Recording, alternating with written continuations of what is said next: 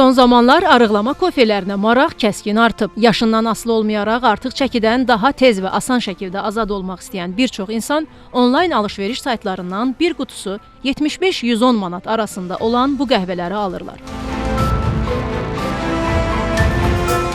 Arıqlama kofesi içmisinizmi?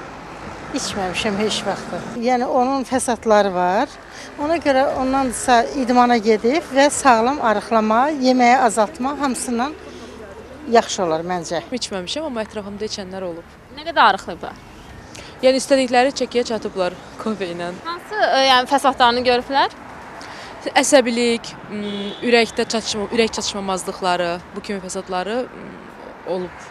Endokrinoloq Hidayət Məmmədzadə deyir ki, bu tip məhsulların tərkibində demək olar ki, təbii qəhvə yoxdur. Bunların içərisində mənşəyə ilə məlum qida əlavələri ola bilər.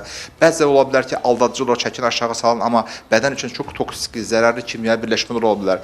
Bunun tərkibində olan qidadan, onların dozlarının asılı olaraq insanda müxtəlif cür əhval-ruhiyyə dəyişikliyi ola bilər. Hətta allergik reaksiyalar ola bilər, mədə problemlərə başlaya bilər. Dəri quruluğu ola bilər, əzələ ağrıları ola bilər, hətta saç tökülməsi ola bilər. Uzun müddət istifadə etdiyi yuxu problemləri ola bilər, yuxusuzluq başlaya bilər bu insanlarda. Həkim əlavə etdi ki, bu cür arıqlama məhsullarından istifadə edən şəxslərdə ilkin mərhələdə çəki azalması müşahidə olunsa da, sonradan ciddi sağlamlıq problemləri ortaya çıxır. Arıqlama kofesi adı ilə buraxılan o kimi qida ürünləri deyim ki, onlar hətta insan ölə də bilər.